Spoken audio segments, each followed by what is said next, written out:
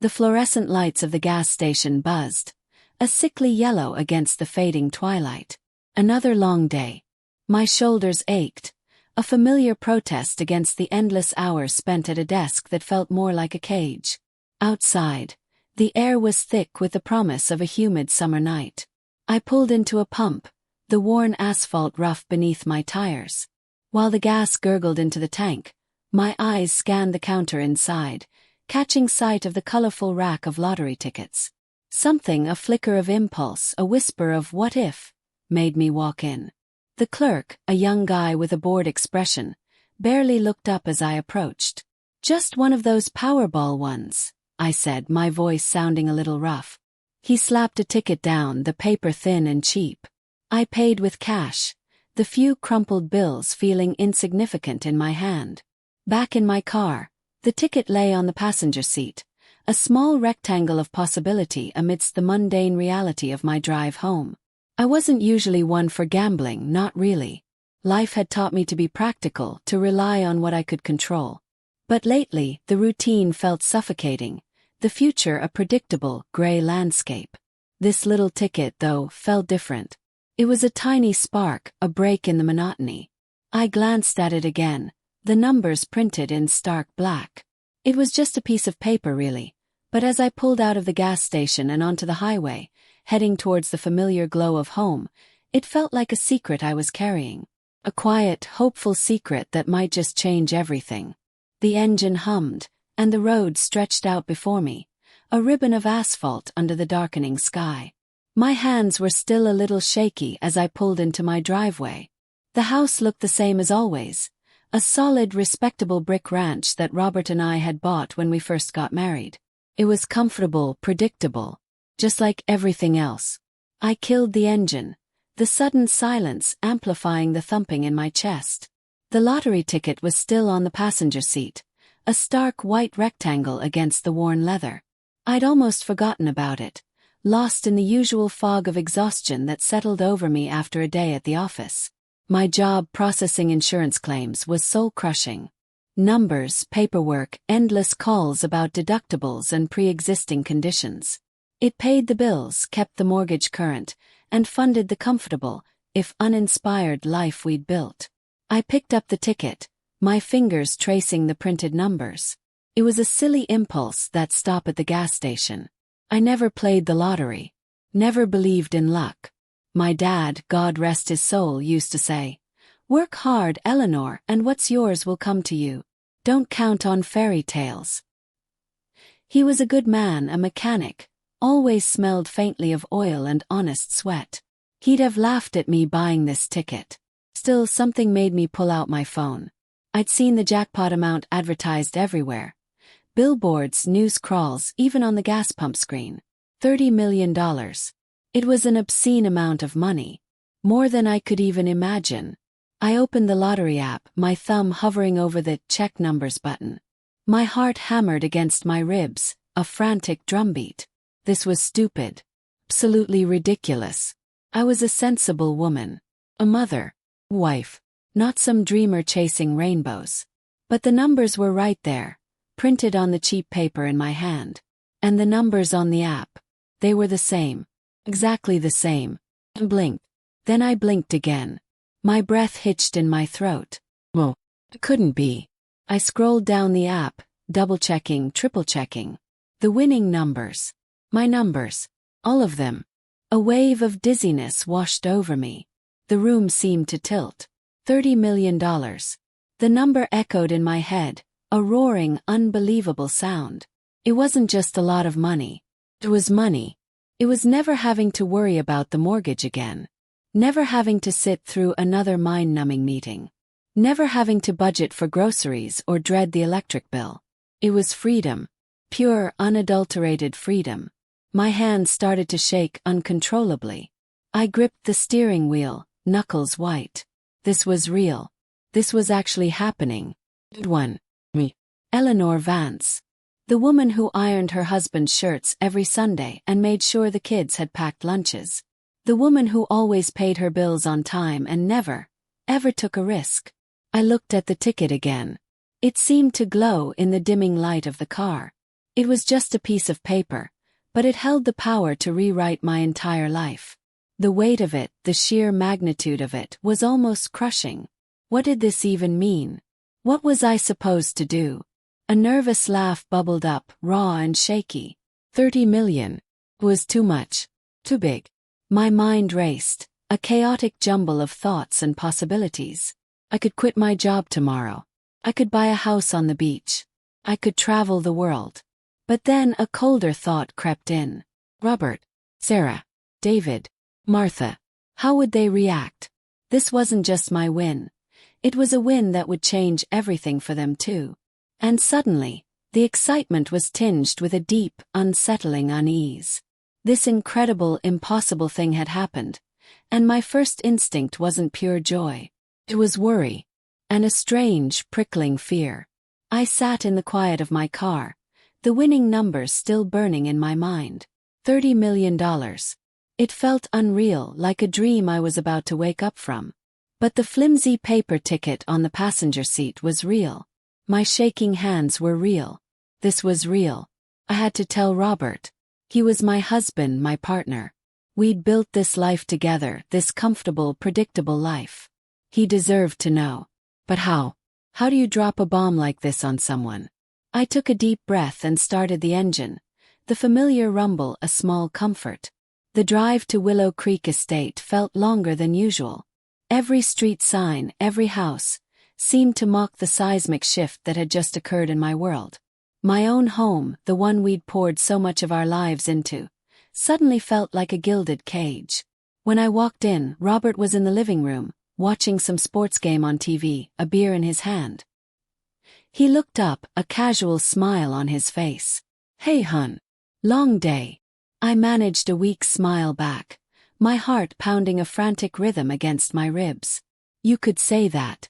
I sat down on the couch, trying to appear normal, trying to keep the tremor out of my voice. The air in the room felt thick, charged with an unspoken tension that only I was aware of. "Something wrong?" Robert asked, his eyes narrowing slightly, picking up on my unease. He knew me too well. That was the problem.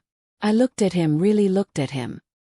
His easy smile, the way his brow furrowed when he was concerned.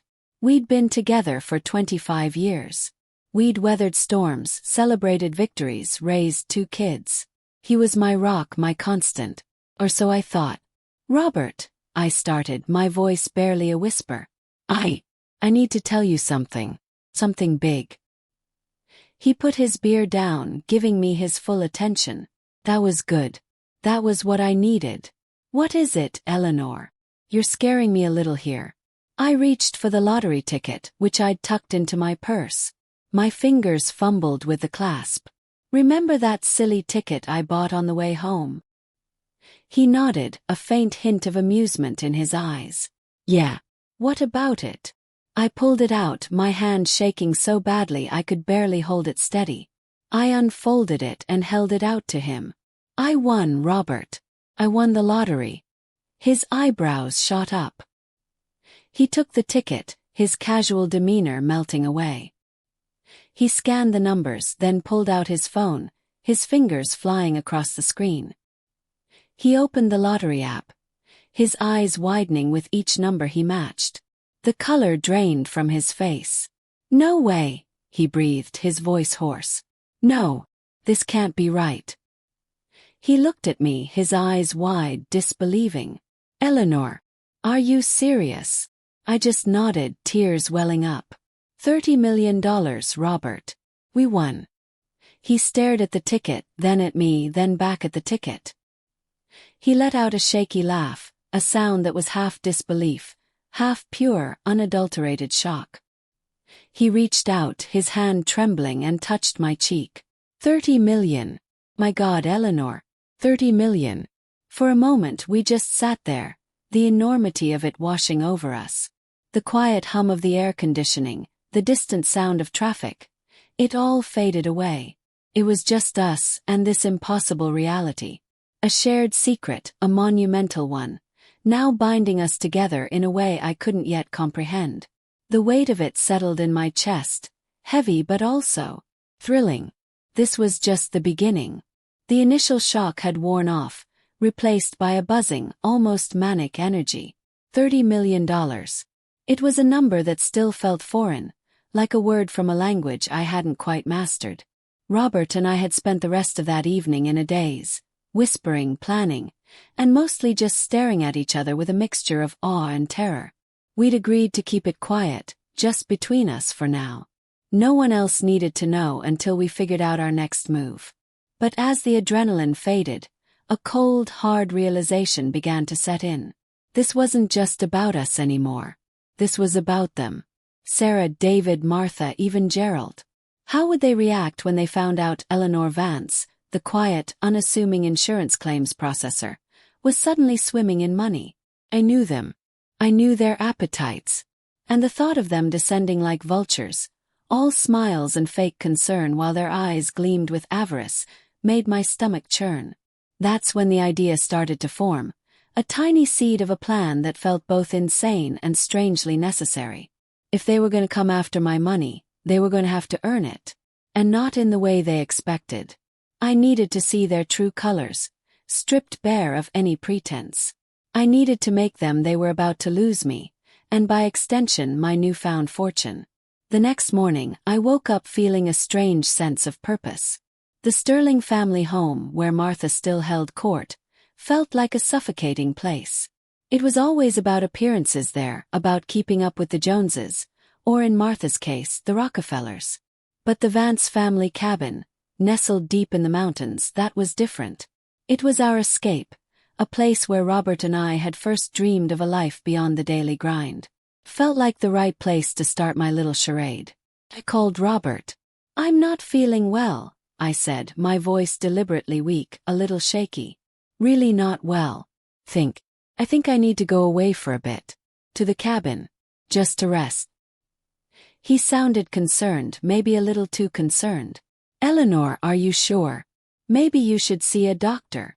No doctors," I insisted, already improvising. "I just need some peace. I'm quiet.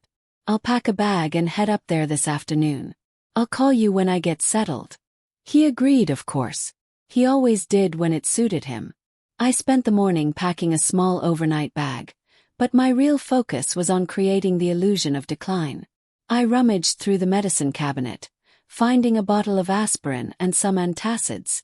I'd make it look like I was taking a cocktail of pills, trying to manage some mysterious ailment.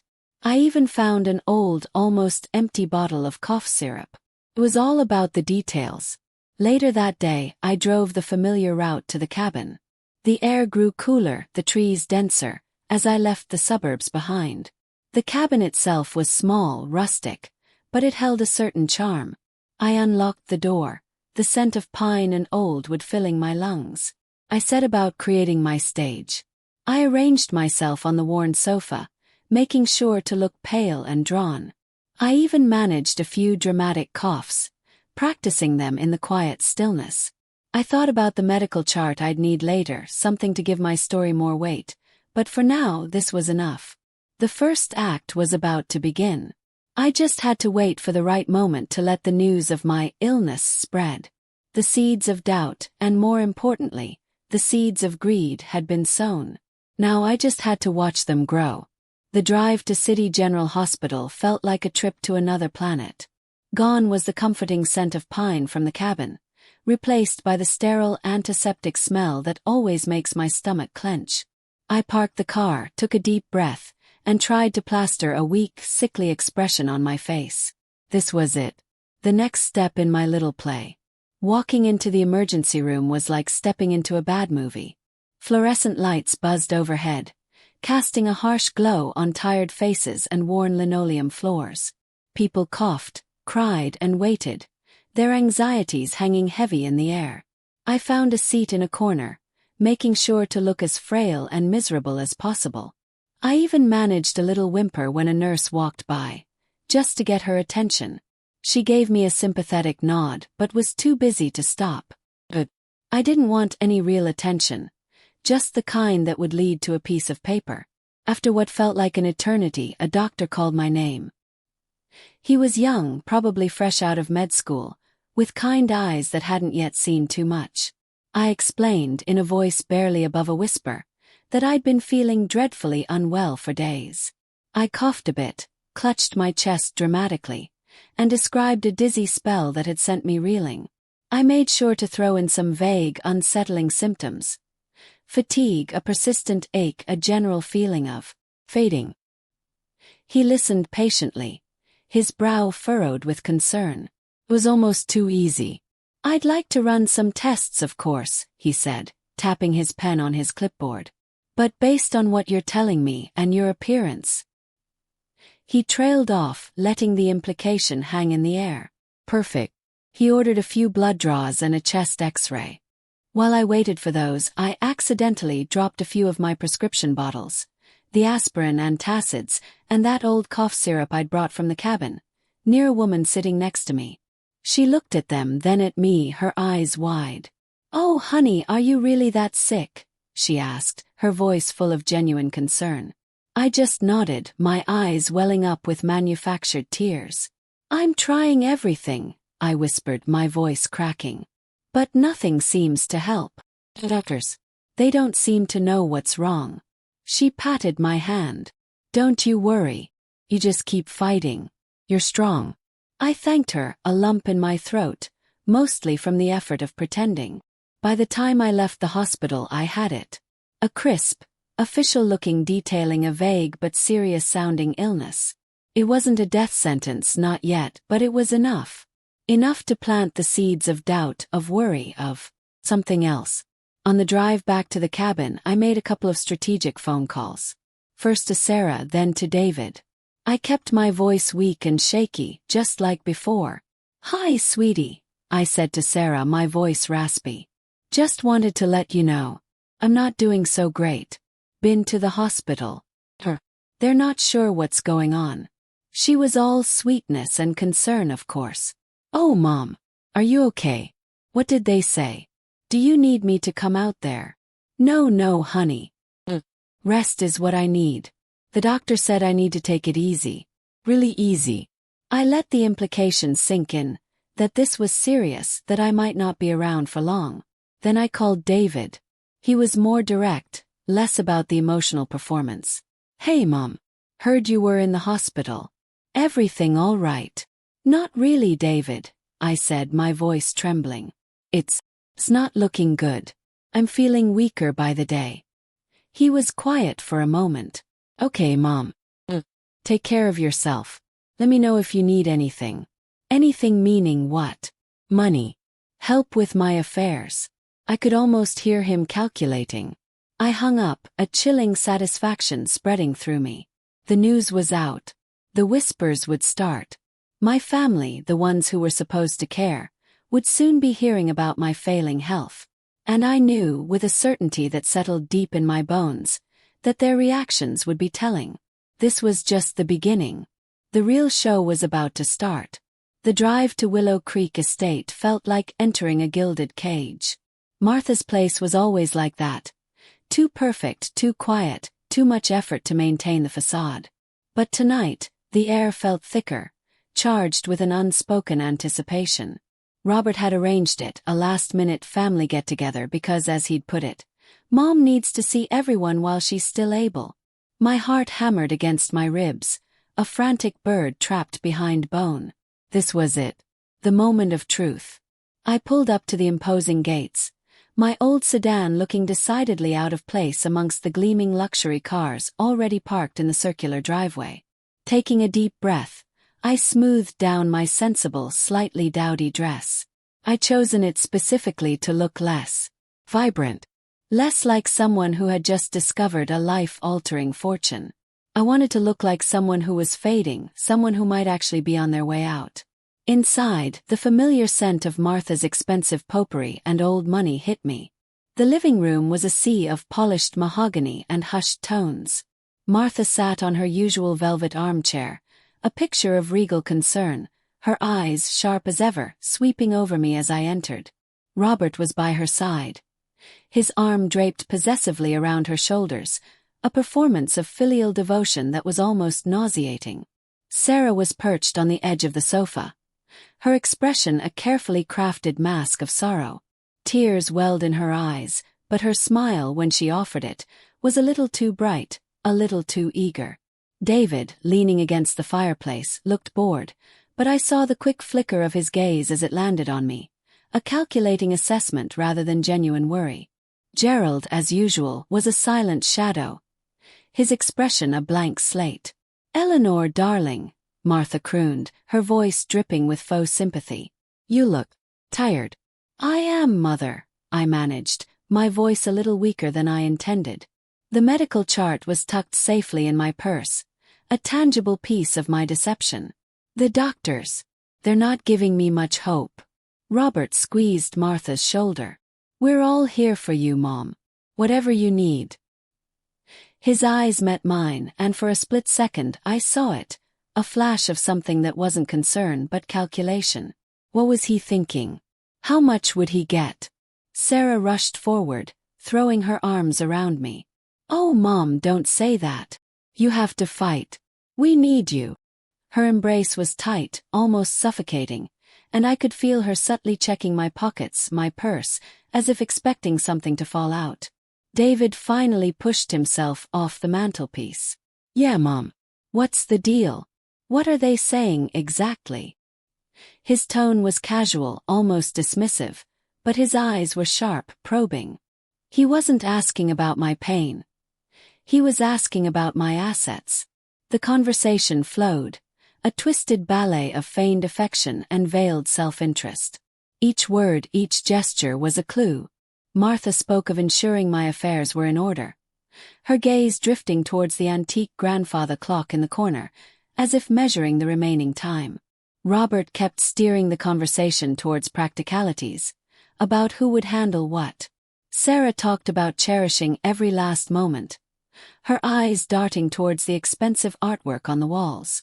David mostly listened, occasionally interjecting with a question that circled back to finances. It was a masterclass in hypocrisy. They were all playing their parts, but the script was their own, a greedy narrative unfolding before my eyes. The visceral ache in my chest wasn't from any illness. It was the raw, ugly truth of their hearts laid bare. They weren't mourning my potential death. They were already dividing my spoils. The realization settled in, cold and hard. They were monsters, all of them. And my plan was only just beginning. I excused myself, mumbling something about needing some air. The forced smiles and the cloying sweetness of their concern had become unbearable. I stepped out onto the patio, the cool night air a welcome relief. The manicured lawns of Willow Creek Estate stretched out before me, a perfect, sterile landscape. I needed to get away to think. I walked along the edge of the property, the gravel crunching softly under my sensible heels. That's when I heard it. Voices, low and urgent, coming from the open French doors of Robert's study. It wasn't unusual for them to retreat to his study to discuss business, but the hushed tones and the late hour struck me as odd. Curiosity, a dangerous beast I usually kept leashed, tugged at me. I crept closer, hugging the shadows of the hedges, my heart thudding a nervous rhythm against my ribs. "Can't believe she's actually going through with it." David's voice, usually so laid back, was laced with a nervous edge. "This whole dying act.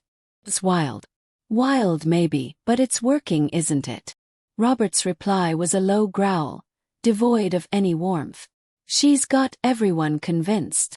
The doctors, the nurses, even Sarah starting to look genuinely worried, though I suspect that's more about what comes next." I froze, a cold dread creeping up my spine. They were talking about me, about my plan, as if I were some character in a play they were directing. "Yeah, but what if it's too much?" David pressed. "What if she really, then what? We'd be screwed." Robert let out a short, sharp laugh. "Don't be an idiot, David. She's not going anywhere. Not yet, anyway. And when she does, we need to be ready." Ready for what? My mind raced. I'd been so focused on their reactions to my supposed illness, I hadn't considered their immediate actions. "The lawyer," Robert continued, his voice dropping even lower. "I spoke to him today. He's already got the paperwork drafted for the estate. Just needs her signature or, well, you know. My stomach churned. They were already talking about my will, my assets, before I'd even drawn my last fake breath. And the accounts? David asked, his voice a little too eager. Did he say anything about how long it'll take to access those? The offshore ones, I mean. Those are the big ones. Robert chuckled, a dry, rasping sound. He said once everything's settled, it should be pretty quick. We just need to make sure we're the ones handling this settling. Less chance of surprises. Surprises. He meant me. He meant the possibility that I might not be as clueless as they thought. So, we just keep playing along? David asked. Act all sad and worried. Exactly, Robert confirmed. And we keep an eye on her. Make sure she doesn't get any bright ideas. This is our chance, David. Our chance to finally get what we deserve. All of it. The words hung in the air, heavy and suffocating. They weren't just greedy. They were calculating, plotting. My own son, my husband, were already counting my money, dividing it up like vultures over a carcass. The fake illness was a smokescreen, and they were the ones already cashing in. The visceral ache in my chest intensified, a burning rage replacing the fabricated weakness. They thought they were playing me, but they had no idea who they were dealing with. The game had just changed, and I was about to deal them a hand they'd never see coming. I turned, my movements stiff with a newfound chilling resolve, and walked back towards the house. The air in the study, I imagined, was thick with the scent of their ambition, a smell far more poisonous than any disease. The air inside the Sterling family home felt heavy, thick with a manufactured sorrow. It was a different kind of quiet than Martha's place, more of a hushed, almost reverent silence. I'd slipped away from Willow Creek Estate, needing a moment to process what I'd just overheard. Now, I was back at my mother's house, a place that always smelled faintly of lemon polish and regret. Sarah was perched on the edge of the floral sofa, dabbing at her eyes with a lace handkerchief. It was a performance, pure and simple. The way her shoulders shook, the carefully modulated sighs. It was all too much, too rehearsed. I remembered her as a kid, always wanting the biggest slice of cake, the loudest praise. That trait hadn't faded. It had just gotten a lot more sophisticated. She looked up as I entered, her face a mask of feigned heartbreak. "Oh, Mom," she choked out, her voice cracking just so. "I can't believe this is happening. I just can't." She reached for my hand, her grip surprisingly firm, almost possessive. Her eyes, though, were scanning my face, not with genuine concern, but with a desperate need to confirm my decline. She was gauging how much longer she had to play this role, how soon the real show could begin. Martha sat in her usual armchair, a queen surveying her kingdom, even in its twilight. Her face, usually so stern, was softened with a carefully cultivated sympathy. But her eyes, those sharp, assessing eyes, kept flicking towards the ornate jewelry box on the side table, then to the antique grandfather clock ticking away the seconds. I knew what she was thinking. She was calculating the value of everything in this room, wondering how soon it would all be hers, and how much of it she could pass on before it all got tied up in probate. "Eleanor, dear," Martha said, her voice a low murmur, laced with a saccharine sweetness that made my teeth ache. "You look so frail. Are you comfortable? Do you need anything?" The question was a courtesy, a social nicety.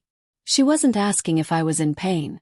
She was asking if I was still breathing, still occupying space that could be hers. Her anxiety wasn't about my well-being. It was about my estate. She was worried about the logistics of inheritance, the potential delays, the sheer inconvenience of my prolonged existence. I managed a weak smile. "I'm all right, Mother. Just tired."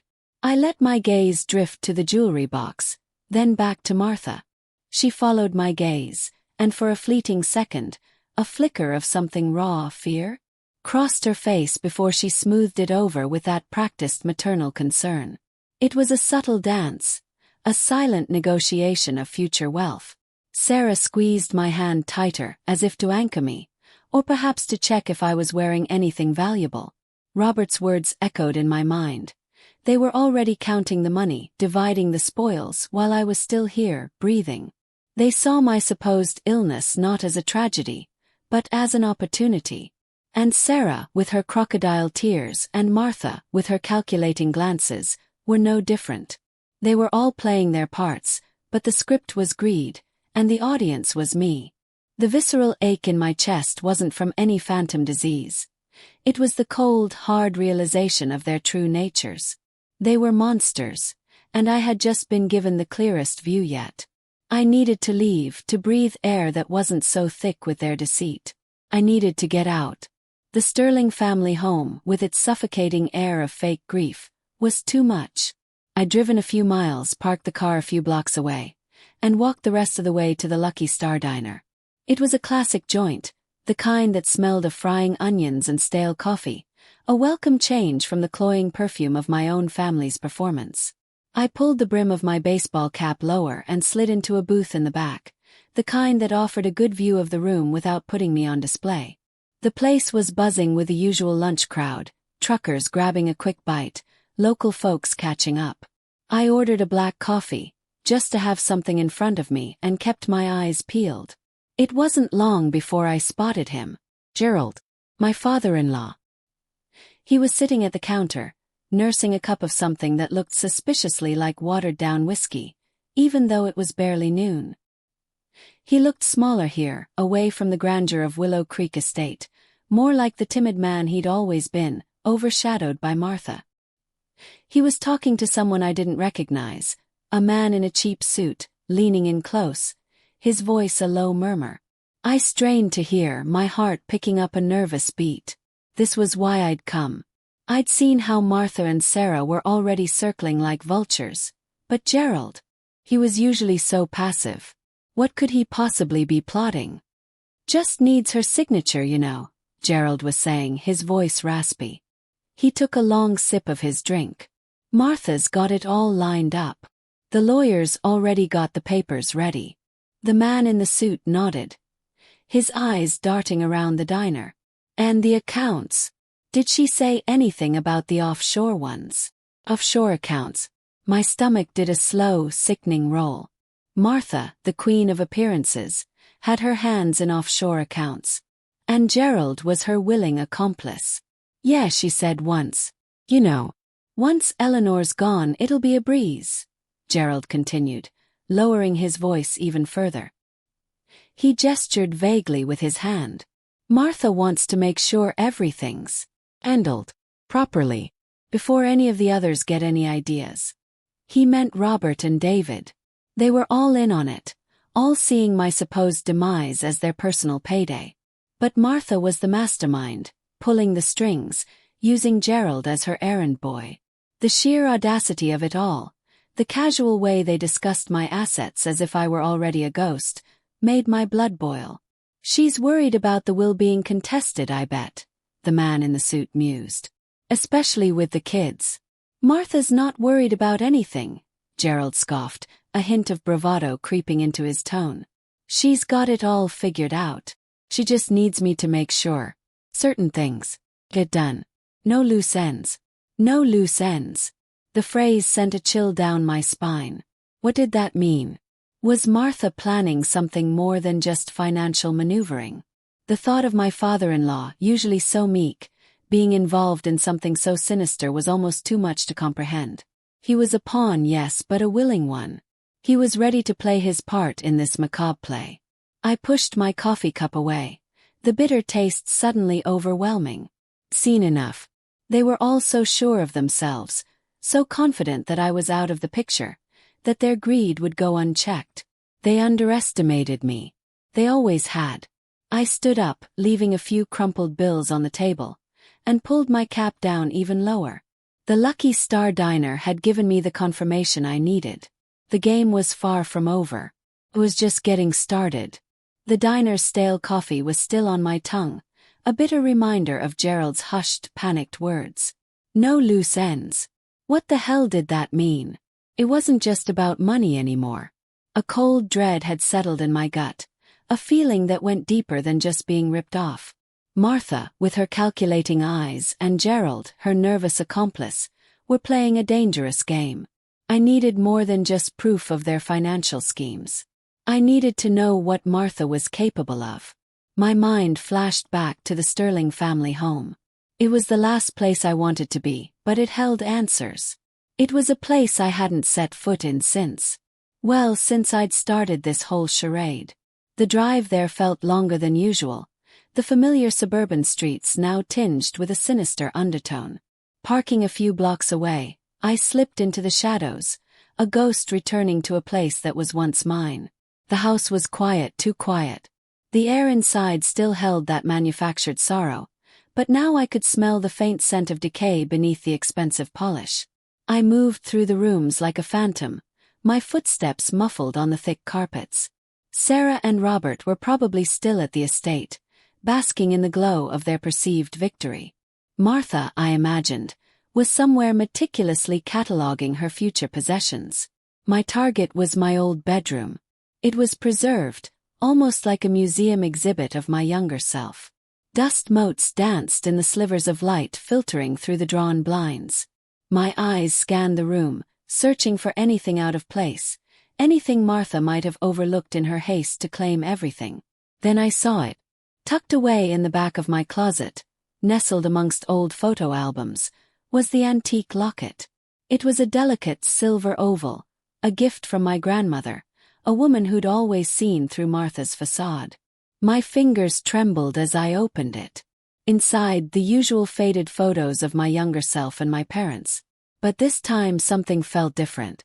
I ran my thumb along the intricate engraving on the back, feeling for a seam, a hidden catch. My grandmother had been a clever woman, full of secrets and quiet wisdom. And there it was, a tiny indentation. Pressing it, a small compartment sprang open. Inside, not a picture, but a folded piece of brittle paper.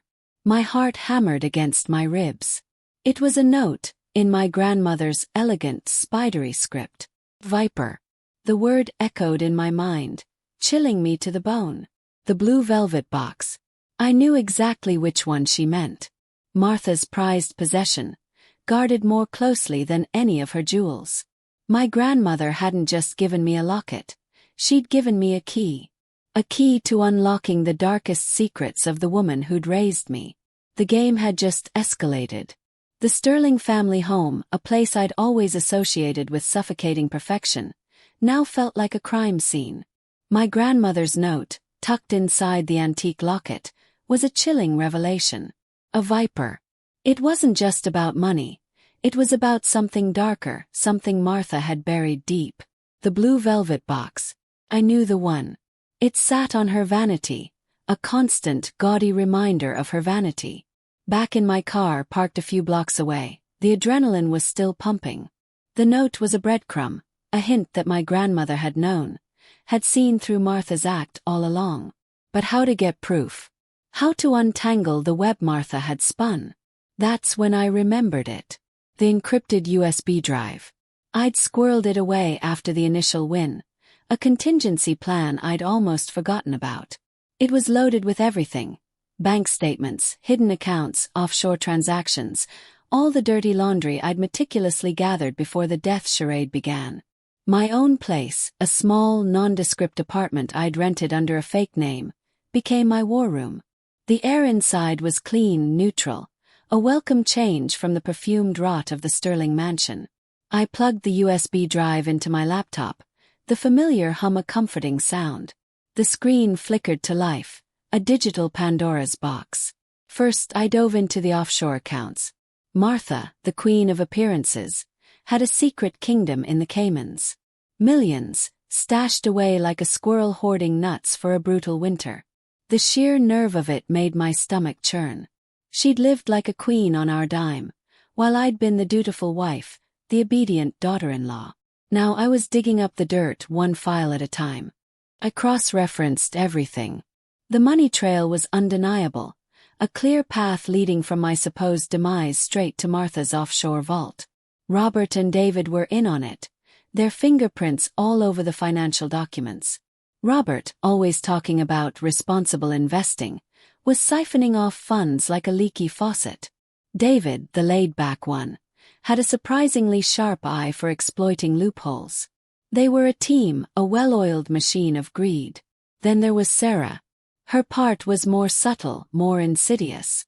While the boys were busy with the numbers, she was crafting her narrative, the grieving daughter, the one who would inherit the family legacy.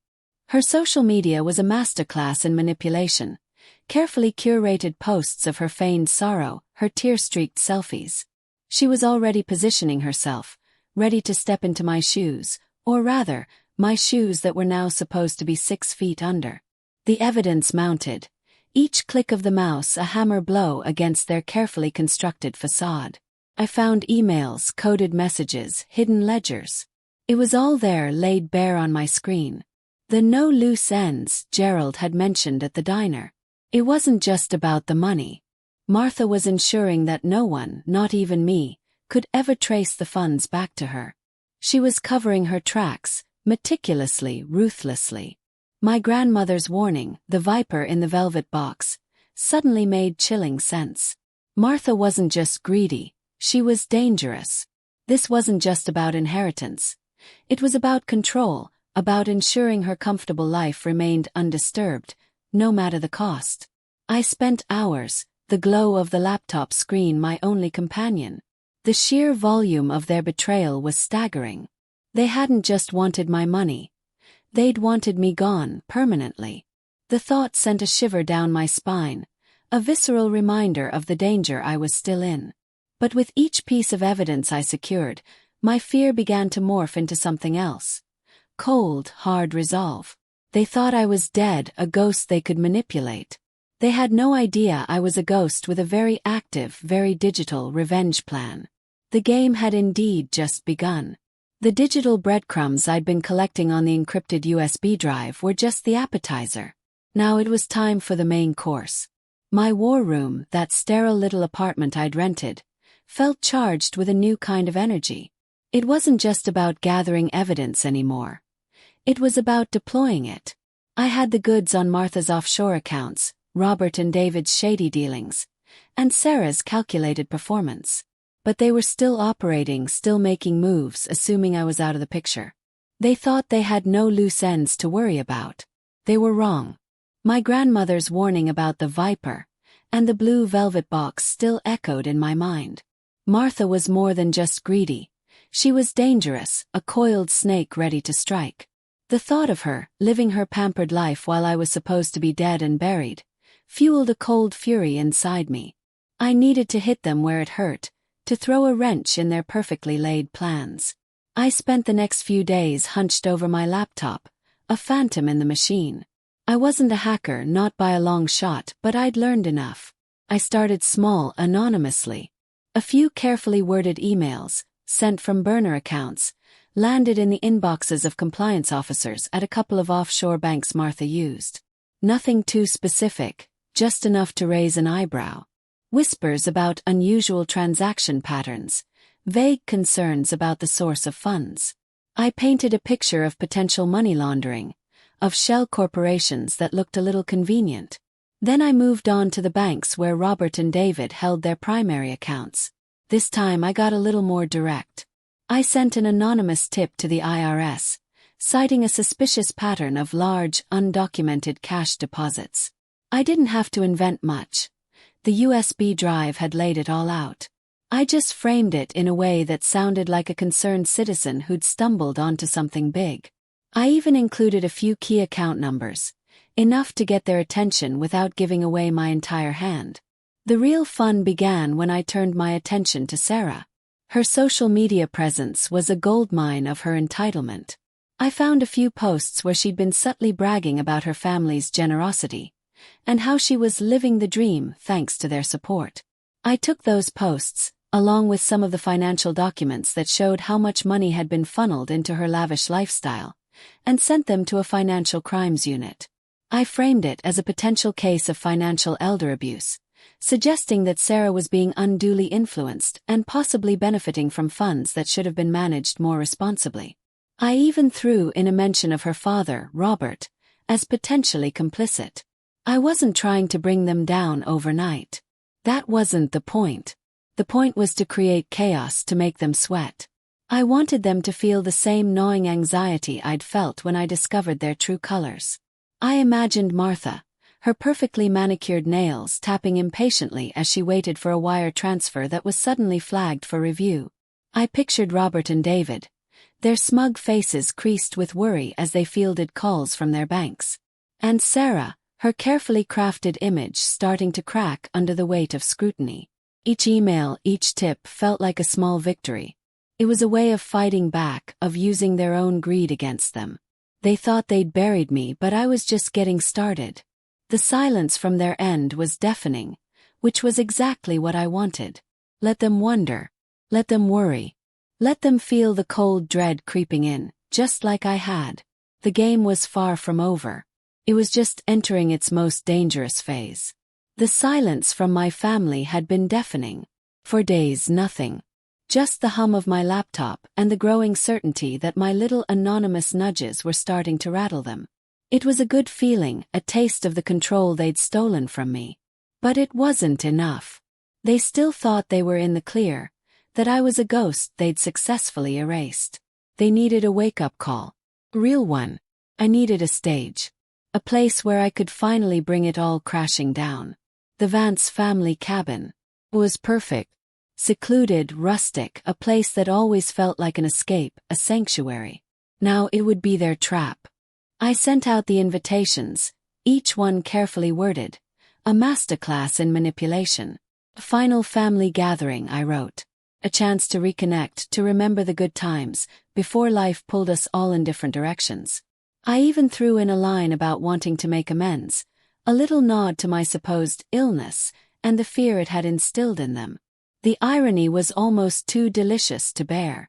Martha was the first to respond. Her email laced with that familiar saccharine concern that always felt like a thinly veiled threat. Robert's reply was quick and eager, no doubt already calculating how my generosity might extend to his own accounts. David, ever the easygoing one, sent a simple "sounds good, sis." And Sarah, bless her heart, sent a long, tear-jerking message about how much she missed me and how she couldn't wait to hug me. Each response was a tiny piece of evidence, a confirmation of their motives, all meticulously logged. I spent the next few days preparing, not just mentally but physically. I packed a small bag, not with clothes but with essentials. A few changes of the same neutral outfits I'd been wearing, a toothbrush, and the one object I felt I truly needed for this final act. My personal journal. It was filled with everything, the raw, unfiltered thoughts and feelings from the beginning of this charade. It was my anchor, my proof of sanity in a world that had tried to drive me mad. The drive to the cabin was long, winding through forests that were just starting to show the first hints of autumn. The air grew cooler, crisper, a welcome change from the city's stale breath.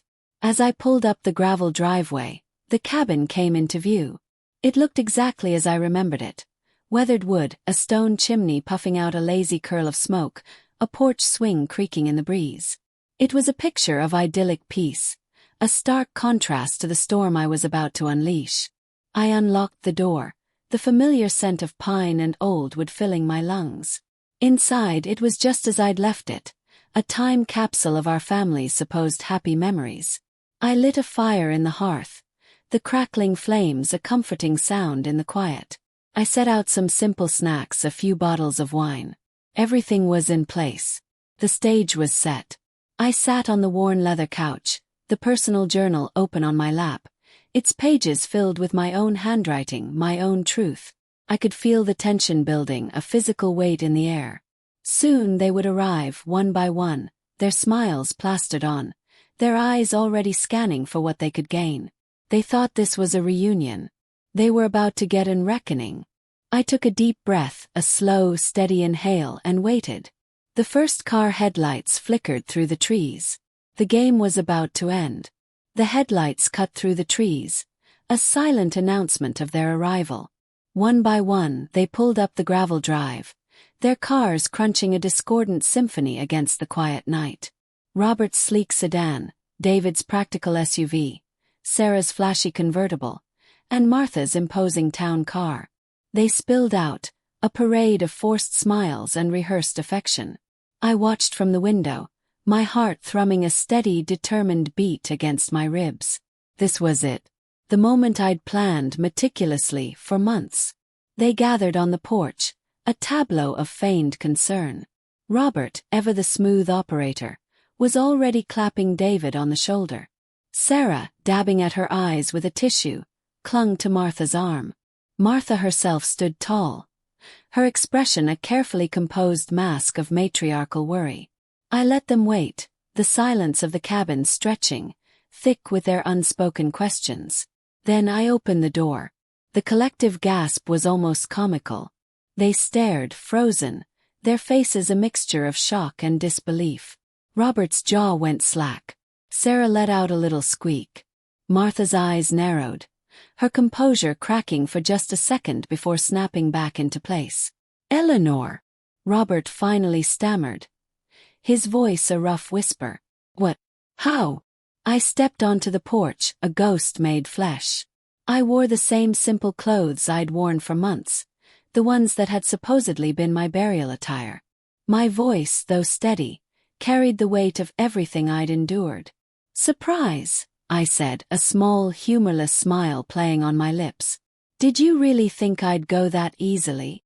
Sarah stumbled forward, her tears now seemingly genuine, though I knew better. "Ellie! Oh, thank God. We thought you were gone." "You thought wrong," I replied, my gaze sweeping over each of them. "And that's where you made your mistake. You got greedy. You stopped thinking. You stopped watching." Martha, ever the pragmatist, recovered first. Her eyes, sharp and calculating, flickered over me, assessing. "Eleanor, this is a shock. But you're alive. That's all that matters. We need to get you to a doctor." "Oh, I've seen doctors, Martha," I said, stepping inside and gesturing for them to follow.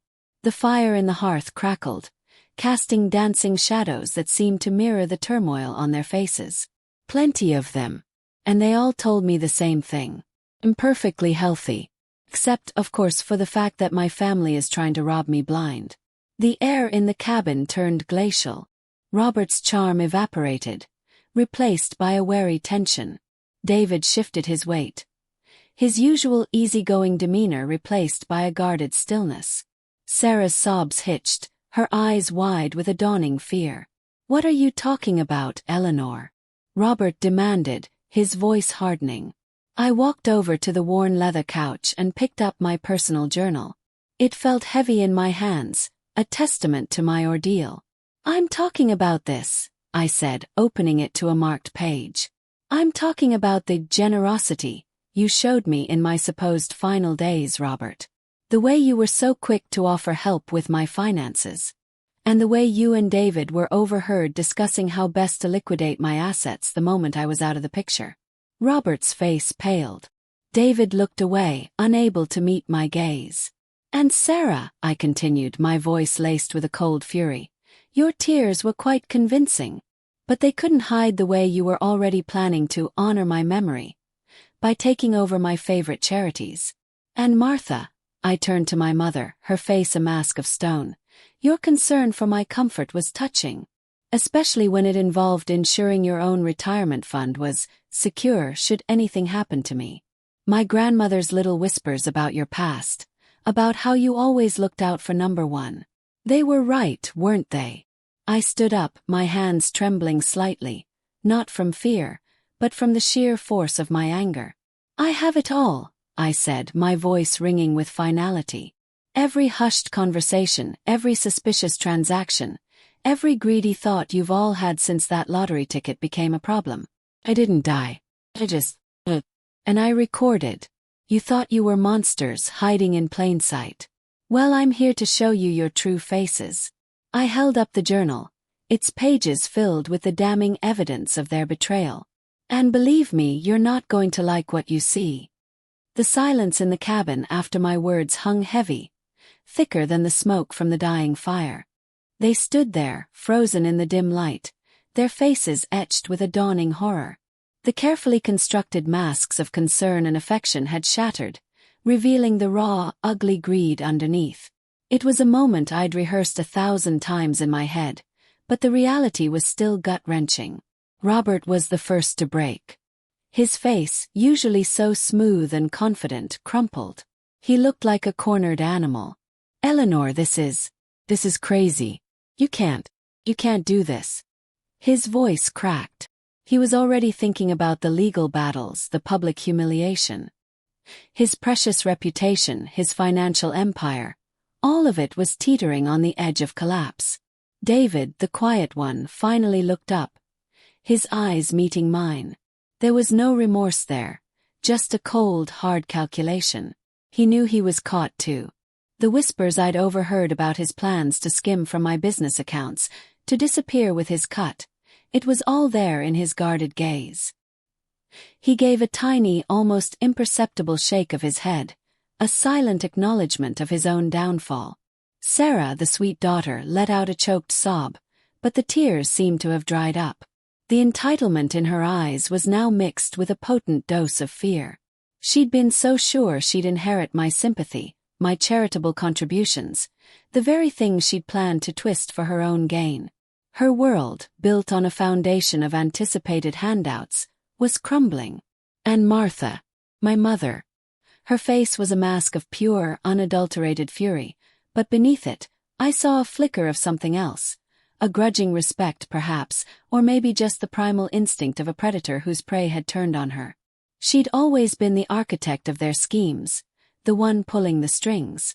Now, her carefully woven web was being systematically dismantled, thread by painful thread. I didn't need to say much more. The evidence, painstakingly gathered and documented in my journal, was damning. I made sure of that. I'd sent copies to my lawyer, a man who owed me a favor from years ago, and to a trusted investigative journalist. The fallout would be swift and brutal.